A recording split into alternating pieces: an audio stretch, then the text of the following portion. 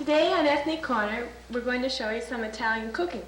And I have with me Anna DiMichele, who came over from Italy when she was 8 years old, and Marilyn Spinnazola, who, is that right? Yes, Spinnazola. Spinnazola, who married an Italian, so she's now as Italian as you can be. And they're going to show us three things: how to make pitzzelles, which are little cookies, I guess, and la polenta, which is a cornmeal main dish, and how to make pasta, which in my mind is what I think of Italian.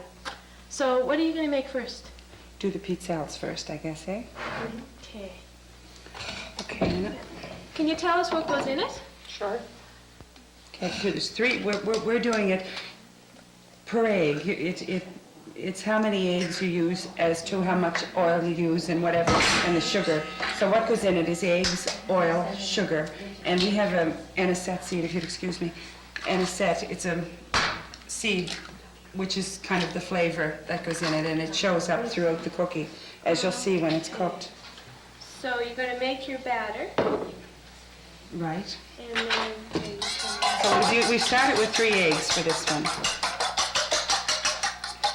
It's not very hard. That's it? It's very simple. Do you use an egg Now, beater?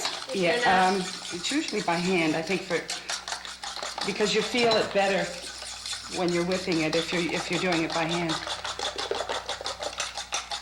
And you put 2 tablespoons of sugar for each egg, and the same with the oil. Okay. What kind of oil is that? Is that olive oil or Mazola? Any No, kind? vegetable. Vegetable. Just a vegetable, yeah. And it's the same measurement as the sugar, 2 per egg, 2 tablespoons per egg.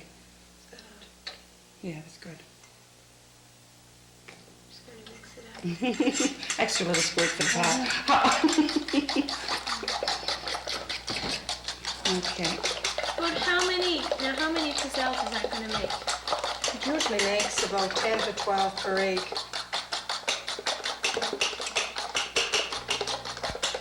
Just drop a few of them in. And you'll see those throughout the cookie. When it's almost like when you're eating a piece of rye bread and you see the caraway seeds. Well, this is kind of looks the same. The seed. When I think of a cookie, then I think of a dessert or something. Is that for a special occasion, or you just make them many times? At one time it was a special occasion. Now they use them all the time. Just... Well, it's convenient now, too, because they have the electric machine. Before they had, we have it here, I'll show it to you later. It's a little jiggamarandi that you put on top of the stove, and it has to get hot, and it takes time, and it does them one by one. This machine does them 2 at a time. The other machine, I don't know what to call it. It takes longer. You have to turn it over, and it's really more time-consuming than this one. This one is... How much flour did you put in per egg? Same, 2 tablespoons per egg. Per egg. And then you just keep going and see how the batter gets. It looks like pancake batter. Is that... Yes, it does. That's the consistency we're looking for, yeah, but it's gotta... I got this one all messy now. Okay. Okay, do you think we need a little bit more flour in that, or the... You have to judge it as you're Depending on the mixing size it. of the eggs, too. Yeah. If you're using small eggs, you're not going to get as much liquid type, and you won't need as much flour. Let's see. See it? Oh, it is. It's just like... Okay. So this is the pizzelle machine then. And inside, it's like a waffle iron then. You want to show it? Yeah, can you... See if it's a design on the inside. Press. On both Could you buy sides. different designs? Whatever, is that traditional? Usually what Different you get? companies probably you have different. different designs, yes. Okay. It's going to heat up, yeah. All right, Anna, now that you have the batter made, what do we do with the machine here? Well, we just put them in and put about a teaspoon. Dab in the middle.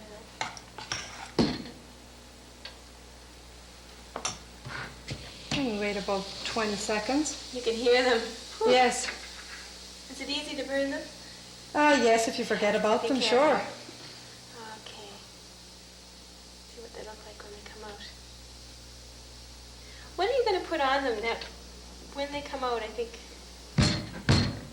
look like a little waffle?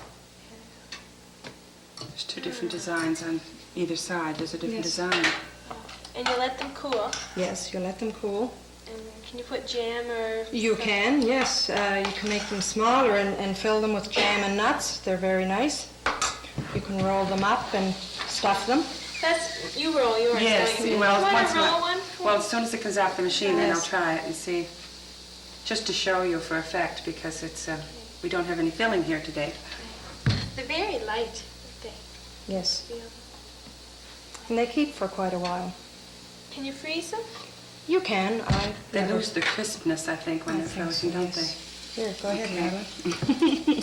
So you... they? Just turn it over and make the ends meet while it's... You can only do this when it comes right off the waffle, because they get crisp quickly. And just lay it down and let it cool like that. When they're cooled, and when you're ready to use them, fill them with whatever filling you want to put in them, whether it be whipped cream with a jam mixture or whatever you'd like to put inside them. They're very pretty. You could even dust them, I think, with a confectioner's sugar even, and it'd be pretty. Yes. Yeah, yeah.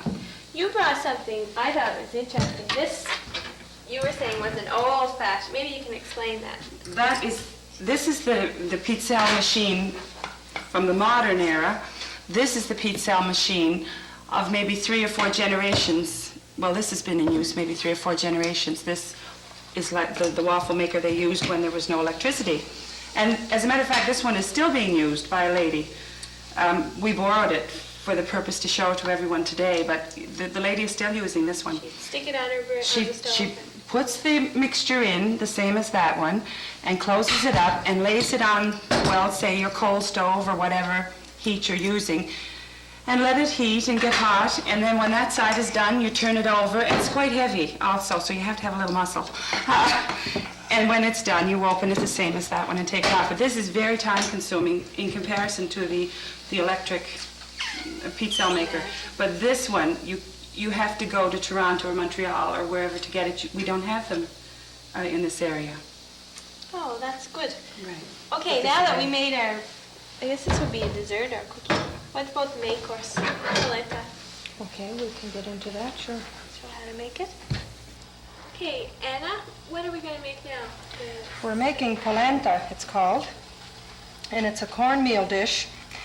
And depending on how much you want to make, we don't have a specific recipe here, but depending on how much you want to make, you just put some water and then you keep on adding your cornmeal to Till it gets to a certain consistency. And all that goes in is water and a little bit of salt and cornmeal.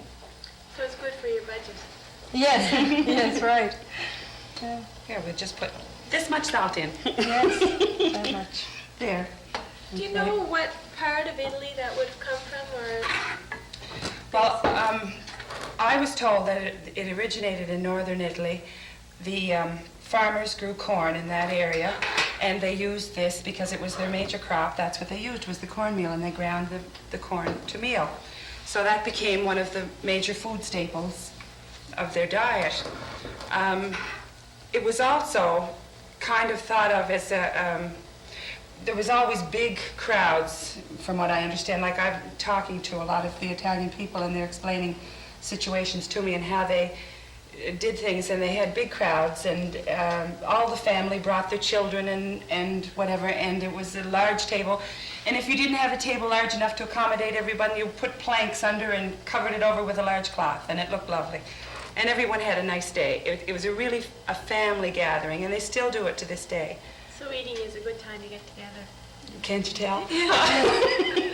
Okay. Okay, what do you, just pour it in. Just pour it in. Okay. Kind of pour it in and Bit by stir bit. it. And Okay. There we go. We started this one with 2 cups or 500 milliliters, whichever comes first. How much water would be in there? About 2 cups of water. 2 or too. I 3 think there cups. was 2 to 3 2 or 3 cups of water, cups 2 of and a water. half, yeah. And the water was boiling when you poured it. Yes, yeah. Okay, would you eat this a lot? Do you eat a lot yourself? Yes, we do. So It children was like something it. like me being, I wasn't born Italian or an Italian person. I had to acquire a taste for it. But now that I like it, I love it. There's no like. You really enjoy it, but you do have to acquire a taste for it when you're not used to eating cornmeal as such. So that looks almost like porridge. Mm-hmm. Yes. Same consistency. But this is covered with a nice yummy sauce with mushrooms and everything in it and cheese. So it's almost like your spaghetti sauce that you put on pasta. Yes. Right, it could be, yeah. Can you put anything else on it? Could you put just a plain cheese, or does it have to be a meat sauce? Well, as you probably know, we told you the ingredients. It's very mild tasting, eh? So you want something that's going to add to that taste and flavor, and that's going to be in your sauce. So basically, it's whatever basically- leftovers you have, you could Put in your put sauce, sure. You want some more? How much this is going to thicken up? Well, we'll just try a little bit more. How are you going to serve that now? Put it in a Okay. bowl, or? I'll show you what Anna's brought to serve it on. Now, we've had, a group of board. adults, a group of adults and had a polenta party where we had a large board, larger than this one, and it's set on the center of the table. And when the polenta's ready, it's laid out flat like a pizza on the board, directly on the board, and made in the shape of a pie. Then the sauce is put over it, and each person sits and has their own little spot where they're allowed to eat. And at this particular party, there was a little treat in the center, so whoever got to the center first got the treat. The treat You was- ate quickly. Right. Oh, that's really thick now. Yeah, it's getting thick, so I'll put this out of the way. I don't think we need any more of this. There we go. You didn't put any spice in there, or could you put a spice in? Do you ever? I don't know. Not really. The spice is in your sauce again. Yes. You see, that's where the That's flavor just is your- going It's the same as a pizza dough. You don't put spices in the dough. No. They're all the spices and goes on top. How can you put that in the fridge now and leave it if there's leftovers? Well, now, my husband likes it better the next day. Cool. That's what, he likes it better heated over the next day. So it's all according to what your preference is. That looks good. Now, you were saying Northern Italy they use cornmeal. What if you don't have cornmeal? Can you use Well, any other kind of? we brought another type of, it's a refined cornmeal. It's refined to a flour. I'm This is what advertising we the use. brand. Yes. Anyway, that's the refined. This Oh, is it the is. coarse. It's just like a And this flour. is just like a flour, you see, so it makes it a different texture. This is the way it was Yeah. in Italy. Here we don't, you can't get much Well, of that that. looks No, like it that's comes hard to from come a by. specialty. Yes, Yes, store. it does, yeah. Yeah. So the fine meal would make a thinner. Well, it's yes, Yeah. yes. Now, when Anna's made this at home, we've had it at their home, and she's cooked potatoes and used the water and the potatoes, cut the potatoes small little pieces, and they almost get mushy when they're cooking, eh? And then adds the refined flour to the potato and water mixture and cooks it in that way, and it was really yummy. It was good. That would add some body. Mm-hmm. Yes. It was very good. Does that have to simmer, or you just keep stirring it until it's? Well, you have to stir it so it It won't has to stick. get dry. Yeah. Kind of dry, so it doesn't stick to like it comes away from it, the pan and everything. Eh? So you can't just let it sit for a few minutes. Not really, no.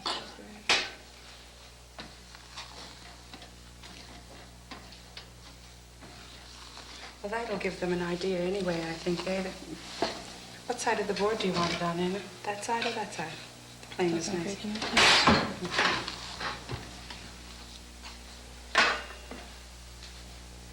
And you're just going to spread it out? Yes. Like a pizza, yeah.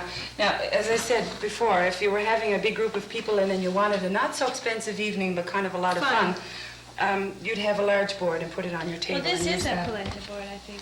Well, that one I One think that is... you use sometimes? It could be, but that one I think is mainly for mixing the pasta kneading on, isn't it? Yes. It's just a piece of Billboard. plywood. Yeah. Just for that purpose alone, it's used there. Hey, can we spread it out now? Mm-hmm.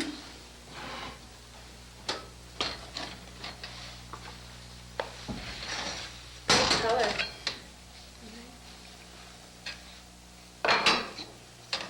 Oh, it's a very different. It's not even like porridge. It's kind of fluffy. It still has the coarse texture, though. Mm-hmm. You know, it's the coarse cornmeal, so there's a coarse texture. And would you eat that with your fingers? No. It would be It's not kind of like a messy. pizza. No. No. As I say, if it was on a big board, you'd be given your certain portion, and you eat like a piece of pie, I guess. You have your wedge that you would eat, you know, if you were eating it together like that. Otherwise, like we serve it at home, per plate. Everyone gets their own plate. Okay. Okay? Okay. This is the sauce made for the polenta. And maybe later, if they want to have the recipe for this sauce. Could you use we your could, own spaghetti yes, sauce? you could. But this is if your spaghetti sauce is kind of thin, it wouldn't do. It has to be fairly thick because it would run otherwise. Eh? And this just settles there, and it's got a nice thick consistency and lots of flavor. There. Is there any certain time of year you serve this all the time, not just Christmas or? The cheese, by the way, excuse me, goes over the top of it too for. No, this whenever the spirit Get moves you, together. that's. A lot of people. Seems always Italian cooking. You're always putting cheese, or Oh I think. yes. Is that yeah. important? Yes, very. Very important. The cheeses, and there's all different cheeses, isn't there, Anna? That Yes, there is. that are used, different blends. That one, I believe, is a Parmesan, grated Parmesan. Yeah, and that is what it looks like when it's finished, the finished product. It's all ready to eat. All we need now is the wine.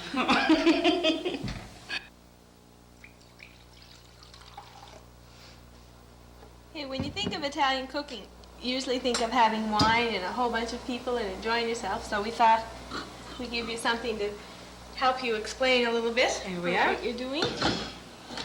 Can we have a sip before we go I on, think please?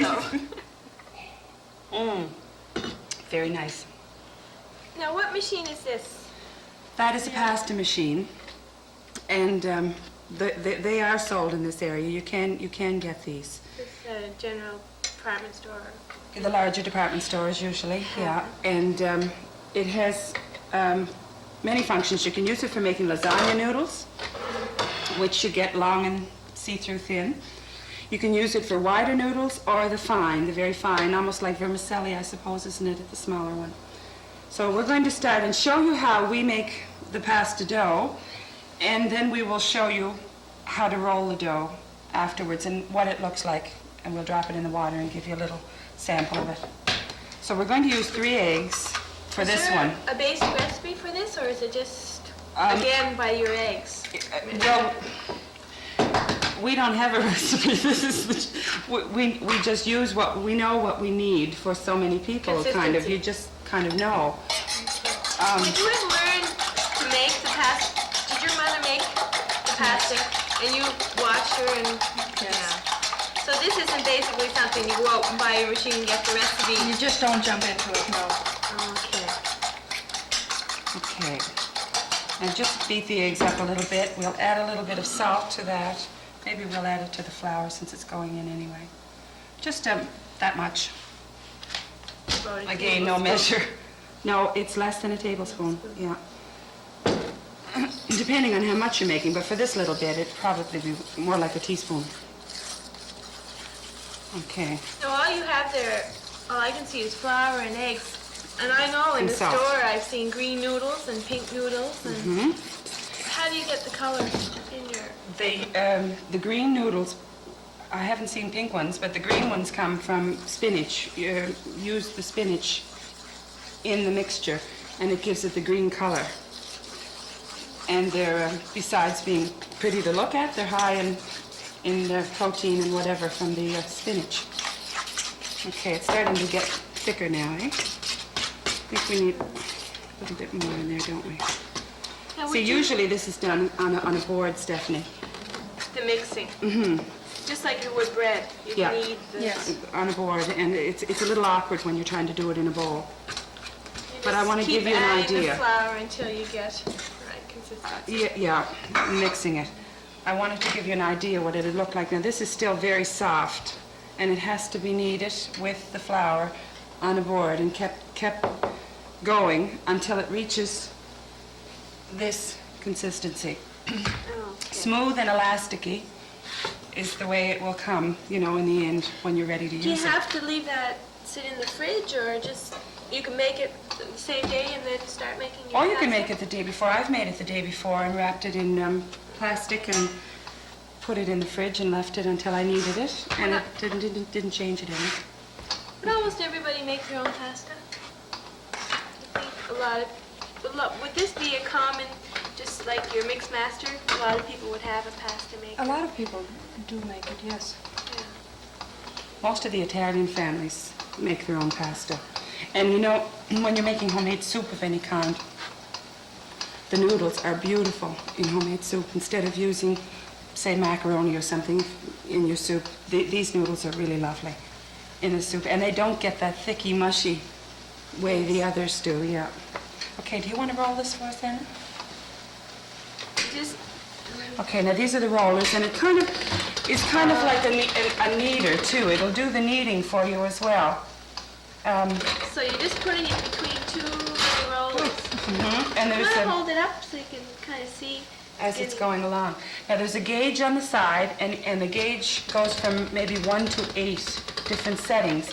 And as you set it, the rollers go smaller together. It gets tighter. You can see that it's getting thinner and wider. Okay, you want some flour? Would some people, that's personal taste, I guess, how thick you want your, Yes, it is. how thick you want your noodle or your pasta. As you can see, it's getting longer each time she passes it through the machine. It gets thinner. There's no oil on that, or? No. No. You see? Okay. Voila. Now, was that going to dry quickly? Or- Well, no, you don't dry it before you cut it. We wanted to show it to you first, to show you the texture. Is that on the last setting, Anna? Do you want to put it on Just the to last? show them how, yeah. Yes, it is on the last. It is on the last? All right. We'll just put it through once more and just show you how long it's going to get. And these are used, well, you've seen lasagna noodles in the box, how you use those. These are just dropped in the boiling water and They're wavy, though. How would you get a wavy? you don't need wavy. Wavy is for decoration, really, more than anything, eh? Okay, so now you're going to put it in the other setting, eh, to try it? You want to cut it? Another one?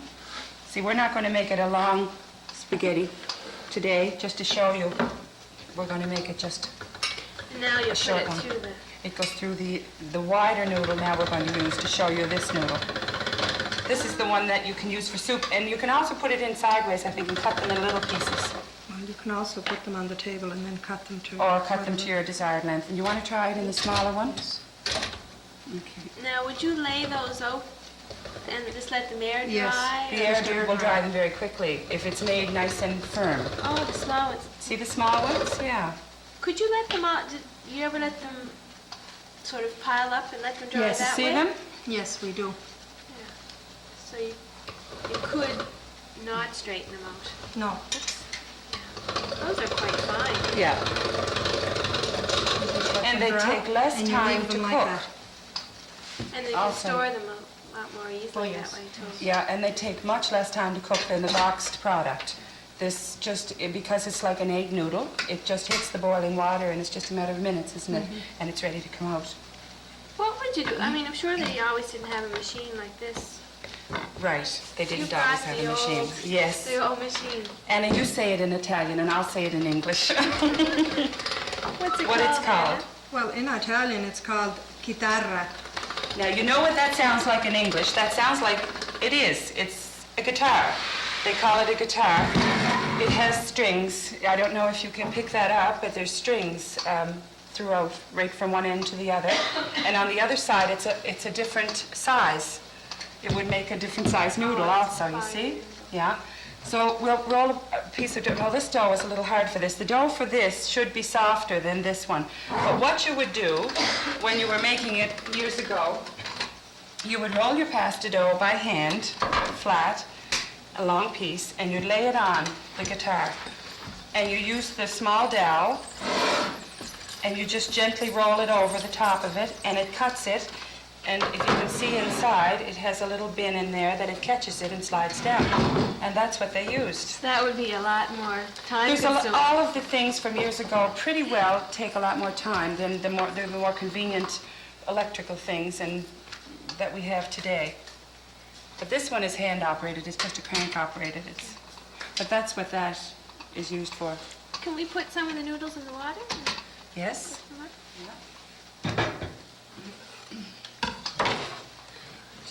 We haven't got very many there yet, I guess, do we? We should do a few more, I guess, eh? But to show you, the water is boiling. Now, I suppose when you're a small girl, you turn the handle or something, right? Yes. Yes. I'm sure if I was doing that, it would be falling all over the place and Just for sticking to give together. It doesn't seem to stick. Because that's the texture of the pasta dough as it's made. Now, as you saw, when I was making it, it was still soft and very hard to handle. But when it's kneaded, it has to be kneaded quite some time, usually on a floured surface. Eh? We'll drop a few in, Anna, to show it. Yes. And you'd use this not just for your regular spaghetti. As you said, you put it in soup, you put it in... They can be used, yeah, for the ways you'd use the other. But this seems to do a better job. The homemade. It's a different flavor altogether. It's much nicer than the boxed. There we go. There's a fork under there. Yeah. Just to give you an idea what it looks like, it's just comes right to the top and it's cooked instantly, just about. It just takes seconds to cook it, really. It's not that long. Okay.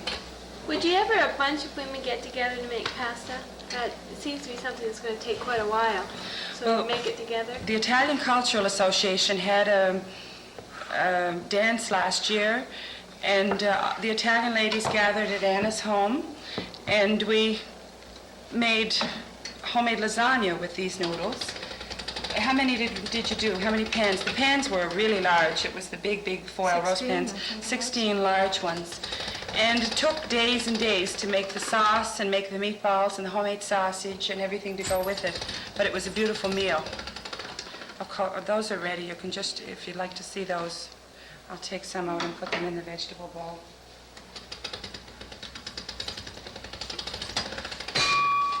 Hello. Can I try putting them through, Anna? I'm sure it's not going to work as well.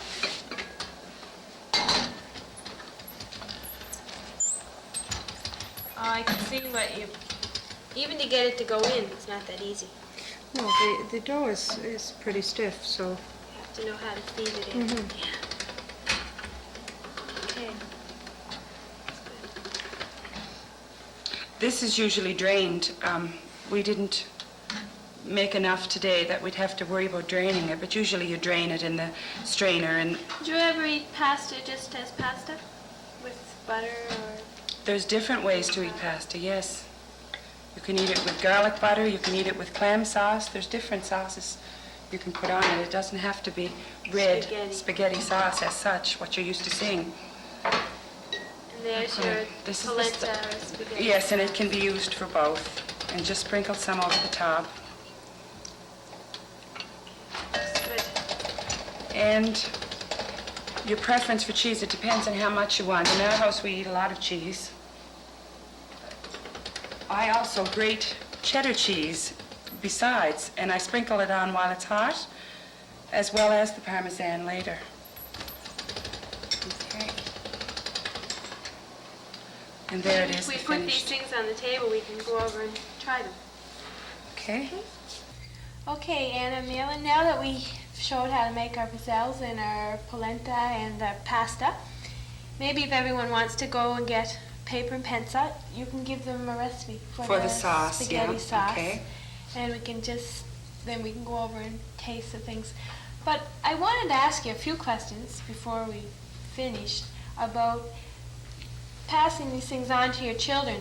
Having your own ethnic cooking or your own type of cooking, do they want to learn? Like, do they like it, or would they rather have just Yes, your they do. regular craft dinner? Well, I've got 2 boys, and being boys, it doesn't really matter that you would think, oh, they wouldn't want to cook, but they just love to get into the machine and roll it and make the dough and help with it. They enjoy it just as much, and they want to know about it as well, which I'm glad for, because then they'll have it to pass on to their Because it's something families. that they can call their own and Mhm. teach their children, and have their daughters turn the crank for the pasta Right. maker. Yeah, that's nice. Can you remember anything when you were young, your mother teaching you how to cook? Any disasters or things special? Yes, making bread. I had to get up on a chair to do it. I was so little. Yes. It was interesting, though. It was very nice. I love to learn. Do they still, you were saying when you have big meals and all the families get together, do you find it hard here when you're in North America for people, if you tell them to bring their children later in the evening, you're going to have a big meal? I know that you usually do include even the little To the smallest, yeah. Some people we're not used to, I know. Well, see, I'm used to the North American customs. I didn't know these Italian customs before, and it's all new to me, and I'm really enjoying them. And when we're invited, say, to DiMichele's for whatever reason, always it's bring your children, or it's an unspoken law, you bring your children, that's it. And the same applies so it happens in most of the Italian homes that the children go along with the parents. So even if it's a mealtime or a supper, they'll come and they can eat the polenta and have their little space and eat as quickly into That's the right. center. Okay, do you want to give the recipe now? Okay, this is the recipe that we use today for the polenta and on the pasta. And we've cut it down so that, you know, if you made it for 1 or 2 people or whatever, it would be the proper amount. We used a tablespoon of oil. Olive oil is the nicest because it gives a better flavor. It really makes a difference. And a carrot, and a stalk of celery, and an onion, and a clove of garlic, and fresh parsley. Well, we didn't measure it. We just threw it in. And if you don't have fresh parsley, use the parsley that comes in the bottle and just pour it in to what you think you should use. Also, 3 strips of bacon chopped up fine. Now, all these things are chopped finely chopped. We did it in the food processor and did it gently because we didn't want it to go to mush or a puree. We wanted it to be chopped up.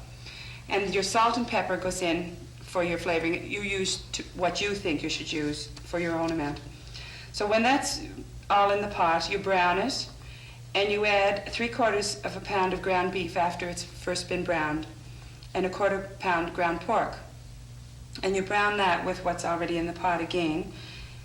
And then you add a cup of wine. We used homemade wine, but not everyone is so lucky.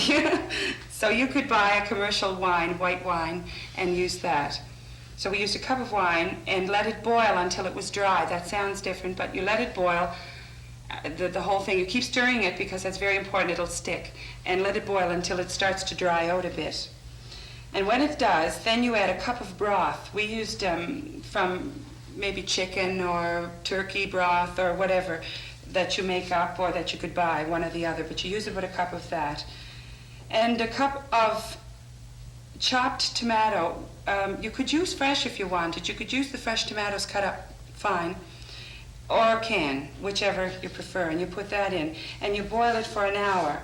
And then you add a can of mushrooms, usually stems or pieces or whatever your preference is, but it's nice to have small bits in it. And you cook that another half hour and you stir that occasionally as well. And you have it ready then, and it's ready. It isn't traditional because you notice there's no tomato paste in that recipe, but it's delicious. It really has a nice flavor. Well, can we go over and try some of the Certainly. things that you made? Okay. And what I'm interested in is the polenta. If you could show me how to eat it, I'm intrigued in how I'm going to get from. First, you take a fork. Would you cut it up Well, you cut it in Into- bite-sized pieces now. Uh-huh. There we go. Okay, so I'm just going to cut a little like this.